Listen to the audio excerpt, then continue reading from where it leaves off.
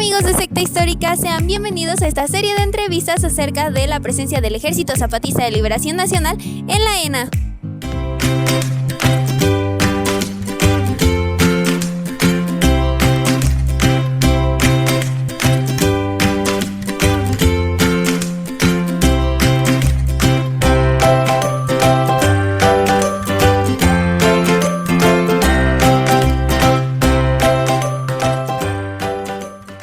Preguntarle si tiene alguna anécdota o algún recuerdo que le gustaría compartir de cuando estuvo el Ejército Zapatista aquí en la ENA. Bueno, en realidad yo tuve una participación no tan abundante. Sí estuve aquí y acompañé muchas de las acciones y de las actividades que se desarrollaron.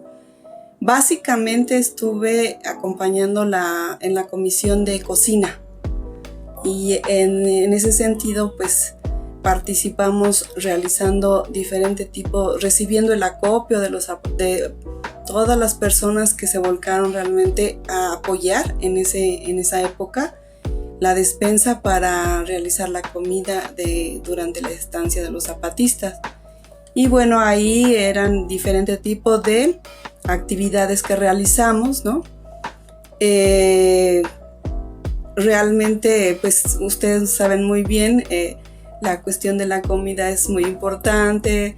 En algún momento no se podía conservar bien los alimentos y la gente se enfermaba del estómago, pero era muy emocionante, ¿no? Recibir toda la despensa y sobre todo el fin de semana, porque la gente desde muchos lugares de la Ciudad de México se volcaba a traer pues grandes cantidades de alimentos ya preparados, ¿no? Entonces eso era pues realmente muy emocionante, y aunque había mucha labor en la cocina como en todas las otras comisiones, se trataban realmente de hacer todas las labores que apoyaran de una manera muy positiva la presencia de los zapatistas. Anécdotas ahorita en específico no recuerdo así una, ¿no? En la que yo haya estado involucrada. Había más otros compañeros que tenían sí más por lo mismo, porque ellos venían todos los días o estaban presentes de manera más continua, ¿no? Entonces pues yo venía solo en algunas ocasiones. Bueno, me acuerdo que se dividió, cada quien eligió sus actividades y había 3 consultorios dentro de la escuela.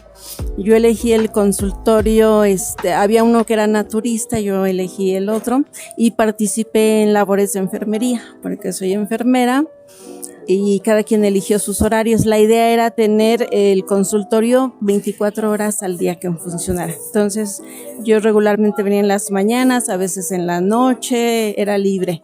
Y teníamos 2 ambulancias, una ambulancia adentro de la escuela para resolver todo lo que sucediera, y otra ambulancia afuera de la escuela porque había mucha gente, mucha afuera en la calle había muchísima gente.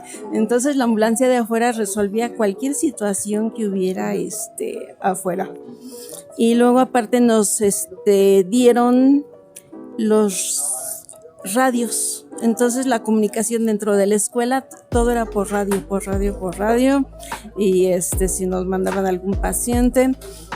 Aparte existía también otro departamento que era el de donde recolectaban todo lo que llegaba, fuera comida, fuera cualquier cosa, medicamentos, ropa, todo llegaba a esa parte, y a nosotros como consultorio pues nos surtían, nos daban lo que era el medicamento, y a la vez convocamos a médicos que quisieran venir a trabajar gratis. Obviamente, porque no había quien les pagara, y afortunadamente encontramos bastantes médicos muy renombrados que aceptaron venir, y también ellos eran libres de elegir su horario, y siempre teníamos médicos, ya sea en la mañana, en la tarde, en la noche, todos los días que duró, y estuvo pues la verdad muy bien organizado. Lo viví tanto, así que ahora el espacio que ocupo como el laboratorio de paleognosología fue el espacio o el cuarto de hospedaje del comandante Marcos. Es decir, ese lugar que hoy ocupo como laboratorio era el espacio donde se dice que se resguardó Marcos, porque es un espacio donde no tiene más salidas que un cerco, y que a partir de ahí ha quedado siempre como el espacio donde ocupó el comandante Marcos en su visita a la Escuela Nacional de Antropología. Pues mira, como tal no me tocó presenciar ese evento porque yo soy generación 2006. Sin embargo, la memoria que se tejió de ese evento pues repercutió en los años en los que estuve como estudiante en la ENA. Y pues hubo muchos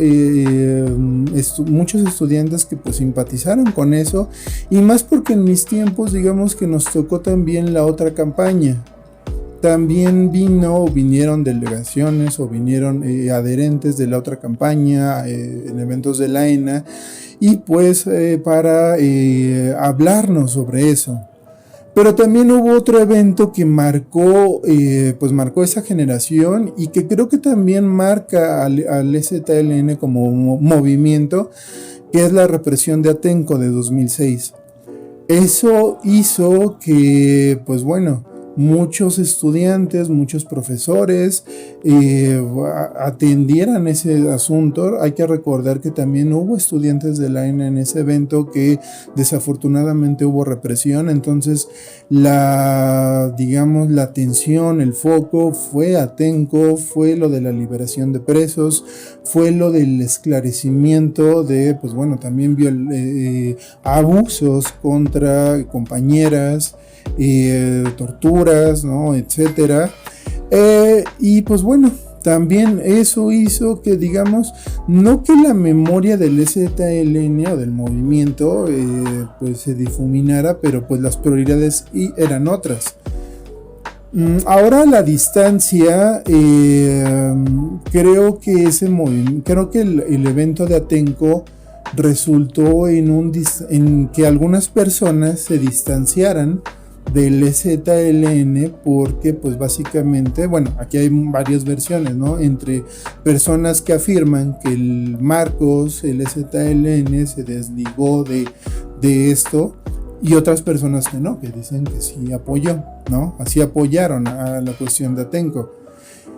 Y el asunto es que podemos pensarlo como que Atenco fue un parteaguas en cómo pues el EZLN entró en un proceso como de desgaste en cuanto al apoyo que algunas personas manifestaban. Y me parece que eso pues también llegó a la ENA, porque pues bueno, también había personas o me ha tocado oír personas que ya en la privacidad, en foros no públicos, en foros no públicos, que hablaran de una manera no tan positiva de lo que pasó cuando vino la caravana, donde se mencionaba que Marcos pues era tratado casi como una estrella, de una manera casi muy exclusiva. Entonces ahí también hay un asunto de distinto tipo de memorias, porque hay memorias públicas en donde dicen que todo fue pues bueno, todo fue un trabajo excepcional de la organización estudiantil o de la comunidad de la ENA, y otros testimonios no tan públicos hablan de todo lo contrario, hablan en términos negativos. Entonces vemos como hay dos memorias que se contraponen. Y eso pues también ha hecho que pues no se haya no se sepa, ¿no? Haya muchas lagunas. Y lo que sí me toca es en el 2006 el movimiento de la otra campaña, ¿no? Ya por supuesto después de varios años la presencia era otra del Ejército Zapatista. Ya se estaba transformando en esto que se denominaba la otra campaña, como un movimiento más político. Marcharon acá en Ciudad de México, se les recibió nuevamente aquí en la Escuela de Antropología.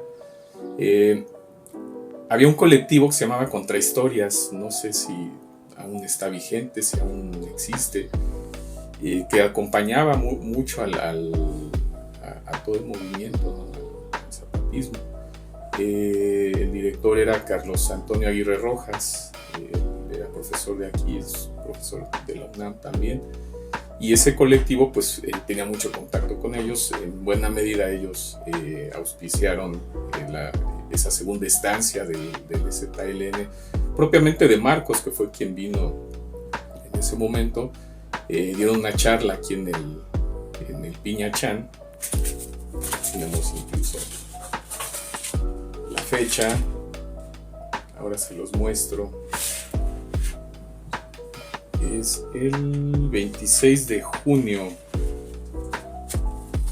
de 2006, ¿no? Estos carteles se estuvieron distribuyendo por ahí, precisamente decía el colectivo Contrahistorias. Seguramente hay alguna edición aquí en la librería de este acontecimiento, ¿no? Que es parte de la memoria de la ENA, o sea, Contrahistorias y este acontecimiento de la cesta, ¿no? Que en ese entonces estaba en auge. Entonces, pues fue un momento en donde los alumnos, pues desde luego nos volcamos al auditorio Piñachán. Había gente fuera, a mí afortunadamente me tocó adentro, pues pudimos escucharlo, ¿no? Marcos ya venía en una posición más, digamos, menos, ante la mirada de la sociedad, menos radical, que en ocasiones así se le veía, ¿no? Pero fue muy bien recibido aquí en la Escuela de Antropología. Entonces, también recordar la trayectoria de este auditorio del Piñachán, que ha recibido a personalidades, ¿no? Ha sido partícipe de la vida de la Escuela de Antropología, y bueno, pues es lo que yo les puedo compartir, ¿no? Como anécdota, les platicaba hace un momento, también tenía yo otro cartel que no encuentro, que ese sí me lo firmó Marcos, estuvo obsequiando firmas. Hicimos una fila ahí de no sé cuántos alumnos, y te firmaba el libro, te firmaba el cartel, te firmaba lo que traías, ¿no? Y finalmente salió por atrás del auditorio. Entonces es un parte del anecdotario, ¿no? Bueno, en ese entonces yo estaba estudiando, creo en tercer semestre, segundo semestre, y obviamente pues fue la loquera, ¿no? Se entiende, ¿no? La importancia del evento, ¿no? Y más precisamente pues para la propia postura política de la escuela, pues el acontecimiento sí representaba, ¿no? Algo muy importante, ¿sí? Lo curioso es, junto con esta cuestión, digamos, la parte política que está involucrada en el evento, pues la parte de la experiencia, ¿no? De cómo se vivió dentro de la escuela, ¿no? Y obviamente pues hubo de todo, ¿no? O sea, hubo gente que sí estaba aquí por una cuestión completamente política, ¿no? Por un convencimiento, una convicción, ¿no? De lo que era el movimiento del ZL en ese entonces, pero también ya desde un punto de vista un poquito más crítico, yo lo que alcancé a observar en muchas situaciones es una especie de algo muy exacerbado, ¿no? O sea, había una visión a lo mejor muy romántica o muy romantizada, ¿no? De lo que era el movimiento, ¿no? Y la manera en cómo se manejaron aquí las cosas pues reflejaba mucho, ¿no? Esa exacerbación, no esa visión romántica del asunto, ¿no? O sea, obviamente se entendía la importancia de que estuviera aquí Marcos, etcétera, etcétera, ¿no? Pero la manera en cómo fluían las emociones, ¿no? Muchas veces, no sé si decir la palabra, bueno, sí le puedo decir, ¿no? Muchas veces se llegaba a lo mejor a un cierto fanatismo, ¿no? Donde se perdía la dimensión de las cosas, ¿no? Ejemplos, por ejemplo, ¿no? Cuando salía el camión que llevaba al ZLN para cierto lugar, pues había una especie, insisto, ¿no? Una emoción demasiado desbordada, ¿no? Desmedida, ¿no? Que parecía que se tratara como una especie de rockstars, ¿no? Cuando precisamente si algo tendría que caber en la escuela, creo yo, pues precisamente es una mesura crítica, ¿no? Y se volvió casi en cierto sentido, no estoy diciendo que todos hayan entrado en esta actitud, pero sí hubo una forma de entender esto, se volvió esto, cierto, como una especie de espectáculo, ¿no? Por ejemplo, afuera, o sea, los únicos que podíamos entrar a la escuela éramos los miembros de la escuela, estudiantes y profesores, y nadie más entraba por cuestiones de seguridad, se entiende, ¿no? Y entonces la gente que no pertenecía a la escuela, pues toda la calle estaba plagada, ¿no?, de casas de campaña, ¿no? Quiero pensar, y obviamente era una cuestión de apoyo, pero insisto, parecía como si estuviéramos esperando a nuestra estrella favorita, así que se asomara por lo menos 2-3 segundos, ¿no?, para aplaudirle y eso. Y digo, desde mi punto de vista, digo, se entienden las emociones, etcétera, etcétera, pero yo creo que muchas veces se perdió un poco la dimensión política de lo que implicaba este evento, ¿no? Insisto, hay cosas, obviamente muchas cosas que se generaron aquí, ¿no?, dentro de lo que se planteó dentro ya de la visita del ZLN, pero mi experiencia, más allá de lo político, que es lo más importante, ¿no?, pero esa experiencia sí para mí muchas veces estuvo, creo yo, desmedida, ¿no? Pues primero que nada, una anécdota así de primera instancia no tengo. Sin embargo, lo que inmediatamente conocí antes de entrar a la escuela fue la presencia del ZLN en la ENA por medio de las fotografías que publicó la misma escuela de los 20 años, me parece, de esta participación del ZLN dentro de la escuela, y algunos testimonios en esas publicaciones sobre que incluso hubieron aquí alguna que otra banda de música. Sí, digo, hay muchas cosas que se han dicho respecto al Ejército Zapatista que estuvo aquí en la ENA. Entre ellas, pues, es muy importante, ¿no? No solo el hecho de que estuviera aquí, sino por qué estuvo aquí, ¿no? Creo que es una forma de impacto social, un mensaje social que se mandó de forma contundente. Hay unas palabras que circulan por ahí del subcomandante Marcos, ¿no?, que básicamente dicen: no agradecemos ni a la ENA ni a los compañeros, ¿no? Pero no con un ámbito malo, sino de que pues es parte, yo creo, de la ENA como un espacio de encuentro social y también cultural, ¿no? Vinieron grandes personajes aquí a la ENA, de seguro muchos también, entre ellos pues Rubén Albarrán, también estuvo Santa Sabina, y eso nos habla de la importancia que tiene la ENA a nivel nacional, no solo como una institución que pertenece al INA, sino como si fuera un algo aparte que refleja una realidad social de lucha y de compromiso, tanto en comunidad como estudiantes, como para los que están afuera que no pertenecen a la academia.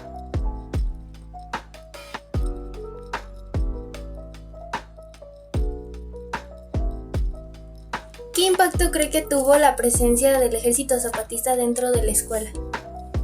Pues es variable. Había un pequeño grupo de que, pues como en muchas ocasiones, pues quieren clases, ¿no? Sí. Y entonces ellos no estaban muy de acuerdo. Pero aunque no tenían esa participación activa, tampoco se opusieron, digamos, activamente, ¿no?, a que vinieran. Entonces, en ese sentido, el compromiso de la mayor parte de los alumnos y de los diferentes grupos, tanto trabajadores como profesores de todos los niveles, sí, la mayoría que estaban de acuerdo, pues se volcaron claramente en el trabajo cotidiano. Y pues era una época de mucha efervescencia, porque estaba, o sea, no solo era la cuestión de acompañar al zapatismo en su postura política, sino también, pues, un poco fortalecerse, porque era una cuestión de varias acciones, ¿no?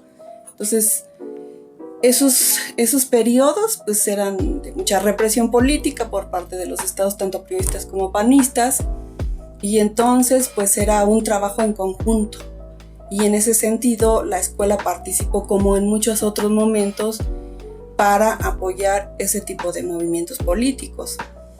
Entonces, en ese sentido, pues el impacto al interior es fuerte, porque moviliza a toda la comunidad, la politiza, le ayuda o le da instrumentos de debate político, y en ese sentido, pues acompaña tanto lo que es un movimiento de izquierda y un movimiento que estaba siendo reprimido duramente, porque eran periodos muy, muy difíciles, ¿no?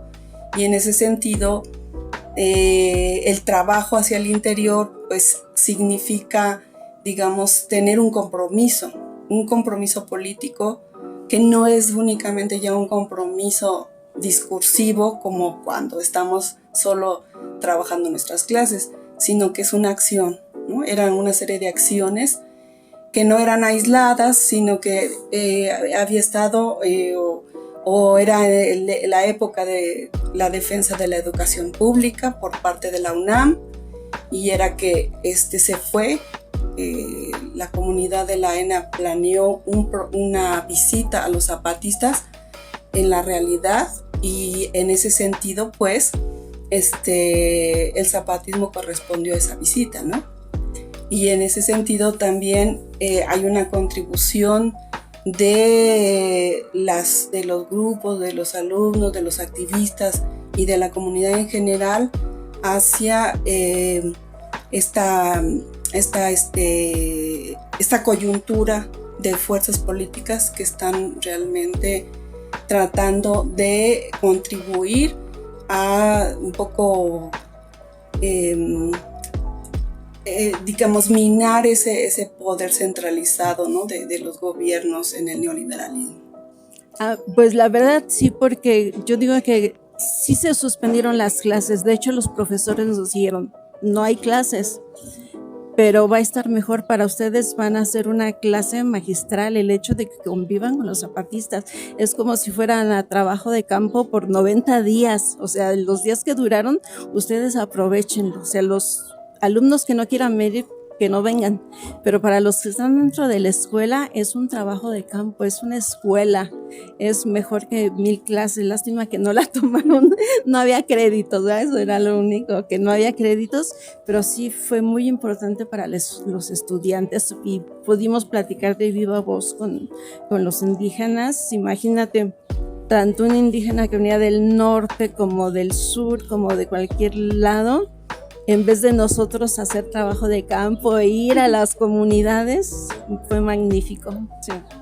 Pues en su momento yo creo, y a efectos a mediano plazo, yo creo que fue como un punto en el que se consolida como el trabajo de los estudiantes en cuanto a su autogestión, ¿no? Recordemos que a partir del EZLN se funda Radio Zapote, ¿no? Como un espacio autónomo. Y pues bueno, eso le ha dado un sentido al colectivo estudiantil de esta escuela para impulsar trabajos autónomos. Lo cual, vuelvo a lo mismo, creo que tiene un aspecto positivo, pero también tiene el aspecto negativo en el que pues no hay producción de conocimiento académico sobre el EZLN. Y uno podría pensar, bueno, es que los historiadores de los 2000 poco tienen poca experiencia con las cuestiones de historia del tiempo presente. Pero pues los compañeros antropólogos y etnólogos que trabajan en el presente, pues no. Entonces yo creo que falta mucho por hacer, yo creo que falta mucho por repensar porque tenemos categorías analíticas, tenemos marcos teóricos conceptuales desde la historia, ¿no? Para repensar al EZLN como algo que tiene un montón de posibilidades. Entonces no hay que abandonar eso, o sea, no hay que abandonar la actitud, así como no hay que abandonar la actitud de los estudiantes, ¿no? Que se preocupan por su escuela, tampoco hay que abandonar esa necesidad por producir conocimiento histórico sobre el EZLN. En el año 97 quizás, si no mal recuerdo, 98, es decir, estaba reciente o tenía algunos años el levantamiento zapatista, pero estaba muy vigente, y es cuando yo vengo por primera vez a la ENA a pedir información. Yo iba egresando de la preparatoria, me interesaba estudiar antropología, me interesaba estudiar historia inclusive. Me acerco en aquel año y me recuerdo que en el departamento de difusión, que es donde daban informes en aquel momento, pues estaban muy contentos de que hubiéramos postulantes interesados en etnohistoria, ¿no? Porque en aquel momento parece que la matrícula era baja. Entonces, algo que recuerdo que me dicen es que precisamente a partir de la irrupción del Ejército Zapatista de Liberación Nacional, la ENA había cobrado en ese momento pues como cierto auge en los medios y en general en la población, ¿no? Parece que se volteó la mirada, no fue mi caso, ¿no? Yo la conocí por otras circunstancias, pero parece que se volteó la mirada, es decir, tuvo un impacto el levantamiento zapatista en el interés de la sociedad, en empezar a observar a los pueblos originarios, y creo yo que a quien estudiaba, en buena medida a los pueblos originarios, ¿no? que pues en ese momento era casi únicamente la antropología o los antropólogos y las antropólogas. Entonces a mí me parece que la ENA no puedo decir que se haya posicionado, porque ya tiene un lugar de muchas décadas atrás, pero sí hubo un repunte, incluso eso me parece que se muestra en la estadística, en el interés por estudiar aquello que muchos no conocían, ¿no? Y eso pues, se le debe a esta irrupción, pues sobre todo en los años más recientes al levantamiento. Sobre todo me parece que yo hablaba de este interés quizás generalizado por ese estudio. Pues, desde luego en la ENA pues, la perspectiva es mucho más crítica, es mucho más aguda, más analítica, pero definitivamente un acontecimiento político como fue pues tiene sus repercusiones y sí me parece que marcó una tendencia hacia lo que estaba ya ocurriendo, lo que estaba emergiendo. Es decir, ya también, creo yo, para la antropología, ya no era el estudio solamente de aquellas comunidades alejadas, ¿no? Donde aparentemente sabe que no está en calma, pero este movimiento propiamente, esta emergencia, pues replantea cuestiones en la antropología, en el sentido de trabajar ya también desde un análisis más global, ¿no? Porque esto se inserta en la política, en la geopolítica, en la globalidad. Entonces, creo que la perspectiva también cambió, no solamente, la perspectiva de análisis antropológico, a eso me refiero, porque se está ya también interactuando con esos agentes de cambio, ¿no? Hablaba del caso de Contrahistorias, pero hubieron muchos. Adolfo Gil incluso estuvo aquí en el 2006, Pablo González Casanova, o sea, académicos y gente que estuvo acompañando el movimiento, que hicieron también más crítico, que evidenció las carencias del sistema político mexicano, y fue una militancia también, me parece, en la que la comunidad de la ENA, o buena parte de la comunidad de la ENA, quizás no toda, pero adquirió en ese momento, ¿no? Una antropología militante también en buena medida. Y yo creo que se ha venido diluyendo con el paso, haciendo una reflexión a más de 20 años de distancia, creo que se ha venido diluyendo con el paso del tiempo, ¿no? Pero no hay que olvidar la importancia de los acuerdos de San Andrés, más allá de que una parte de ellos se institucionalizaron y se convirtieron en lo que hoy es el artículo 2 constitucional, pero recordemos que no fueron del todo respetados, ¿no? Incluso la parte central, que es la verdadera autonomía, y los pueblos originarios como sujetos de derecho público siguen sin reconocerse. Entonces es algo que sigue ahí en el centro, ¿no? Y el diseño político que a partir de ahí se adoptó en el sistema constitucional mexicano tampoco es el más adecuado, ¿no? En buena medida se establece una relación del gobierno central con los pueblos y comunidades a través de instituciones como el ahora Instituto Nacional de Pueblos Indígenas, que en ese entonces seguía siendo el Instituto Nacional Indigenista, pero por otro lado remite esa relación a los gobiernos estatales y dice que sean las constituciones de los estados las que reconozcan quiénes son esos pueblos y comunidades que están asentados en su territorio. Entonces hay una trampa con respecto al planteamiento original de los acuerdos de San Andrés, ¿no? Que por supuesto los pueblos lo saben y es parte y va a seguir siendo parte de su demanda hasta en tanto no se construye un mejor sistema político que les permita mayor autonomía, mayor participación, un reconocimiento más horizontal, más que vertical. Y ahí la antropología pues tiene campo para seguir analizando, ¿no? Por eso creo que es muy importante, comenzaba yo reconociendo esta labor que ustedes hacen, que no se olvide este 30 aniversario, ¿no? Que se está conmemorando. Hay varias formas quizás de reflexionarlo, pero yo creo que para la comunidad de la ENA lo importante es seguir en el análisis crítico, seguir en el acompañamiento también, o en los diferentes acompañamientos, no hay una sola manera.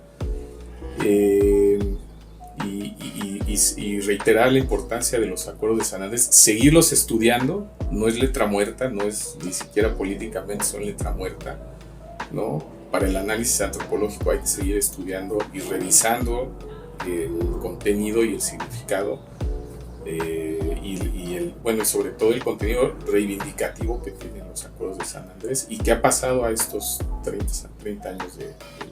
Otra pregunta que nos gustaría hacerle es ¿qué impacto cree que tuvo la presencia del Ejército Zapatista en la comunidad de la ENA?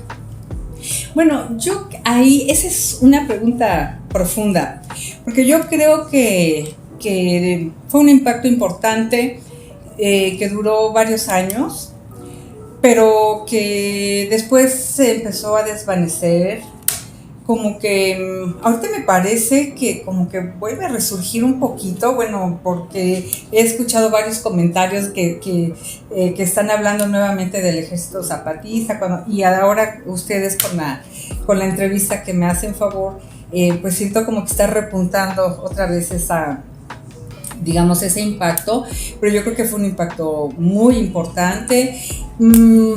Marcos, el Ejército Zapatista, la comandante Ramona, todo el ejército, el comandante Tacho, había un personaje fascinante, Durito, que era creo que un escarabajo que escribía poesía y bueno, pues todo lo que surgió en torno a este acontecimiento sí tuvo un impacto importante. Incluso yo siempre lo vi como que Marcos, el Ejército Zapatista, los zapatistas en conjunto, porque no era solo un personaje, y eso nos lo dejaron muy claro, ¿verdad? No soy yo, sino que pues es todo el ejército.